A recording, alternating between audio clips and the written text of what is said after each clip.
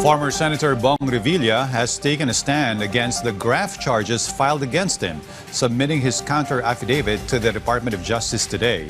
Is this the beginning of a legal battle that could clear his name, or is the former senator in for a tough fight ahead? As we hear back from our Floyd Brenz. Former Senator Bong Revilla personally submitted his counter-affidavit to the Department of Justice. This in relation to the graft case filed against him in conjunction with allegedly anomalous flood control projects. His spokesperson, Attorney Francesca Lourdes Seña, strongly denied all the allegations against the former senator. Revilla refused to make a statement. Maliban sa kanyang counter-affidavit ay nagsumite si Mr. Revilla ng mga ebidensya na magpapatunay na lahat ng nilalaman ng mga aligasyon, akusasyon at reklamo laban sa kanya ay pawang kasinungalingan at kasinungalingan lamang. Revilla is implicated in one of the 5 cases in the anomalous flood control projects in Bulacan, previously handled by the Department of Justice.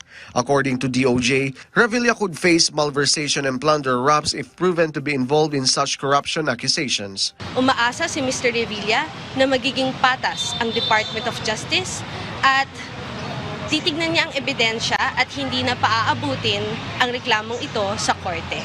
Revilla joins former Bicol Party List Representative Zaldico as also among the respondents under investigation for alleged corruption in flood control projects in Bulacan.